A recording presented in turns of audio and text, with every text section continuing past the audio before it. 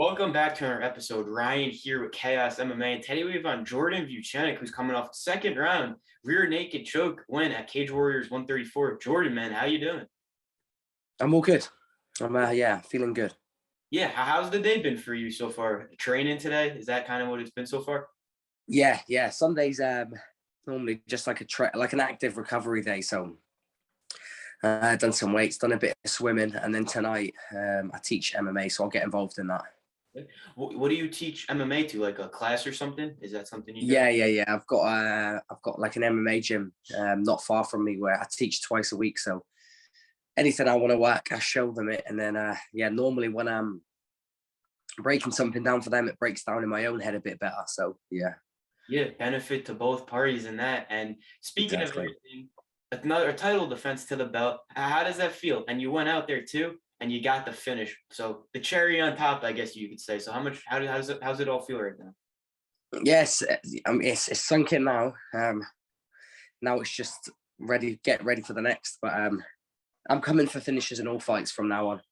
They're either going to be landslide performances or big finishes, no in between. Yeah, and speaking of this fight and everything else, it was originally supposed to be Paul Hughes and everything, but it was a rematch. You already beat him once, though. So is that a fight, though? You still want to get back to finish him, like you just said. You want to get the finishes and everything else. So would that even be better to finish Paul? That would have been the only thing that could have made that night better. Would have been for it to have been Paul Hughes. But as for fighting him in the near future, I'm not sure about that. I need to speak to my management, but I do think that we're going to get it on further down the line. I think he's destined for the UFC just as well as I am. So, if he keeps doing what he does, beating people, then I'm sure we'll meet again. Yeah, and what's the initial reaction when you hear he's out? Because wasn't it like a couple of weeks before the fight or something? So no, it was fight week. It was on the Monday. So we were fighting on the Friday. I got told on the Monday. I was so deep into the weight cut and so far, we've basically finished the fight camp. And it was more of a case of I couldn't think about it. I just had to think about the fight, who was going to be next. So I didn't really think about it that much. I just thought, right, fuck it, let's go. Whoever it is, it doesn't matter. Same result. Yeah, after a long training camp, you just kind of wanted to get right back in there. Everything else, get a fight in, get the win, kind of like that. Yeah, it could have been anybody. You could have put Khabib in there, and I was just ready to go and finish whoever. Yeah, I love that attitude, everything else. And speaking of Cage Warriors, Mick Maynard was there, right? Yes, he was. Yeah. So I got to meet him after, and just got to say hello, show him the Cage Warriors belt, and nothing was said. When I spoke to him after, it was more of just a sort of hello and sort of you okay and a goodbye, really. Yeah, I mean, after a performance like that, though, you got to think he's probably thinking, "Wow, I want to get this dude in the UFC someday." You get that feeling? Yeah, I would hope so. I mean, all the stars aligned for me on that night. It was a sold out arena. The crowd was going crazy for me. The atmosphere was unreal. And I got the finish. So yeah. Sold out. Yeah, sold out arena. And you talk about the walkout. You saw it on your Instagram. You speaking about it, everything else. How cool is that moment for you and everything else? The fans were into the walkout. You're just walking out, all these fans cheering for you. How special is that? Because not many fighters get a walkout like that. So that must have been so special to you. Unreal. And even my coaches said it to me. My coaches that have been there and been on really big fights on a really big stage, and even they all said to me they'd never experienced nothing like that. My striking coach JB, he was one of the main coaches back in the old K1 days in Japan when it was like the 60,000, 100,000 person arena and stuff like that. Even he said, I've never experienced something like that. And they're just the videos on UFC Fight Pass, the videos that people have got, they don't do it justice. You had to be there to really get the feeling of how actually crazy it was. So everybody that was there, it was definitely a special moment that I'm never going to forget. Yeah, man. I hope one day I get to see that walkout in person. That would be cool to see. And speaking of the walkout and everything else, does it help a little more, get you hyped up for the fight? And right, I'm not going to disappoint these fans. I'm going to put on a special performance for them and everything else. Does that even get you more hyped before the fight? For the past 2 years with COVID, I've been fighting with like a zero crowd. And I'm so one-track minded when it comes to fighting. I weren't even thinking about I wasn't even thinking about performing for the crowd. I just knew I was going to go out and do it. I knew I was going to go out and get the finish, no matter who I was fighting, like I said. So, yeah, I just knew that it was going to be crazy. Yeah, it was definitely a special night for you, I bet, and everything else. And then, did you think about it all during like the fights and everything else? How cool a walkout would be in a sold-out O2 arena? How much cooler do you think that's going to be? Yeah, I mean, I know that's all going to come as well. I know I'm going to be in the UFC and I'm going to be like a big pay-per-view star sort of thing. And I'm just ready for it. I'm ready for it all. And I'm ready to put the work in to get to that stage. So it's going to be unreal, but I know it's going to come. So yeah, it's going to be real soon. Yeah, it really does seem like it's going to be here any day now, honestly. And it is the UFC next for you, right? That's what you're looking forward to. That's what you want to do next. Yeah, that's what I've got my sights on. That's what that's what I've got in my mind when I'm training now, is that it's going to be the UFC. And speaking of the UFC fights, that moment for you, and congratulations on the baby, everything else. It's really cool. And speaking of everything, you said you're kind of like the next like GSP, similar to the style, GSP background in the back. Can you talk more about that, like how your similarities are with GSP? Because as we know, he is one of the best to ever do it. Yeah, I think that's going to be the only similarity we're going to have is he was one of the best to ever do it. I think I'll be in that rank as well. But all I mean by that was like Jack Shaw will get compared to GSP a lot style wise. I'm not going to get it so much style wise. I think it's going to be more of my moral sort of. I'm not going to pretend to be someone I'm not just to try and get famous because of it. I'm not going to try be an actor to have people like be my fan. Basically, I'm going to just be myself, and that's what I mean when I say the sort of GSP mentality is just be yourself, be a nice guy, and yeah, just be humble. But just be humble. I mean, I'm not saying I'm a really you're not going to meet me and be like, oh, he's such a nice guy and blah blah blah, or you're not going to meet me and say he's not. So I'm just a normal guy that's just knows what I've got to do, knows how hard I've got to work to get where I want to go. And it's just as simple as that. Yeah, I mean, you're looking better every single fight, and the best everywhere. You said it in a recent interview podcast I saw. Yeah. You want to be the best everywhere, and yeah, we're seeing it. Like your striking is really, really good. You're wrestling, everything, you're grappling, everything. You get the submission. Once you get on the back, it's over it's over. So best everywhere. Do you really think you're getting there every single day now? 100%. And it's like I've said, a lot of people just see me as an out-and-out striker. The reason that they'll see me is that is because I haven't needed to prove or I haven't needed to test the wrestling or the grappling. But as you can see, I'm dangerous. As soon as I get on the back, you're getting finished.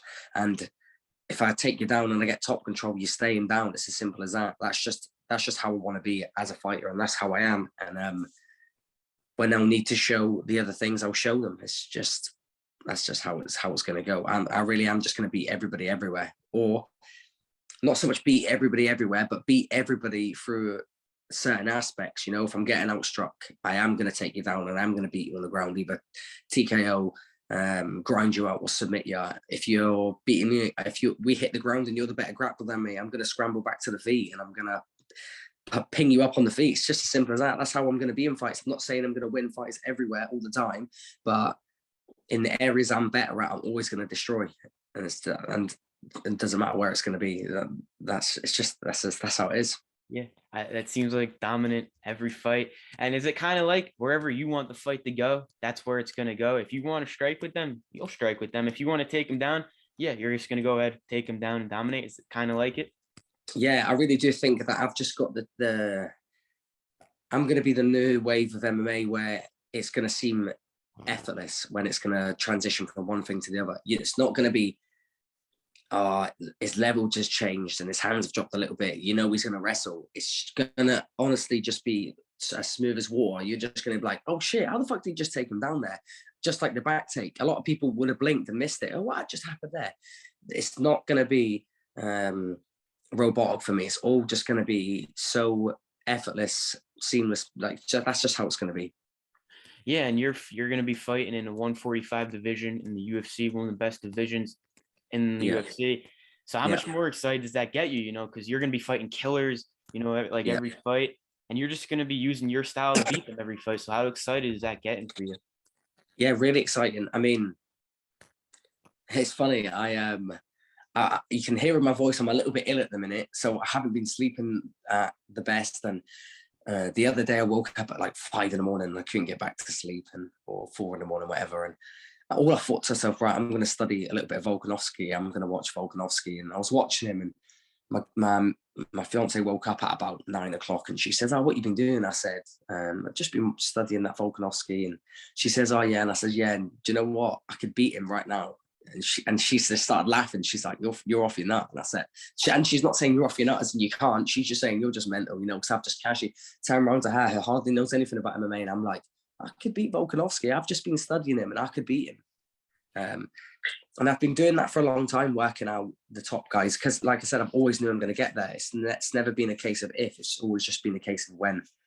Yeah, that's such a cool moment because you know, in a couple years from now or soon, maybe you versus Volkanovski for the belt. And that's something that's going to be brought up. How you were studying 5 a.m. in the morning, just studying this division, Volkanovski, learning how to beat them. Like that's going to be like an amazing moment for you, I bet, yourself and everything. Yeah, like it's crazy. But you know, when I see like the guys in the division that are the world class strikers and they seem untouchable, I really just think, yeah, I'll just take you down and just submit you. And that's just how headstrong I am. I literally just think I'd just take you down and submit you, because I'm not going to get in there and get outstruck by you to the point where I'm going to be panic shooting. I'll strike with you, and if not, outland you, and then I'll take you down. And and again, like I'm saying, it'll be effortless between the striking and the grappling, and they're not going to have seen anything like it. They're going to be bewildered after the fight, like, how the fuck has he just come in and done that? I can't wait. I really can't wait. Last few things here. Thanks again. Do you expect Volkanovski to beat the Korean Zombie next weekend? You expecting him to get it done then?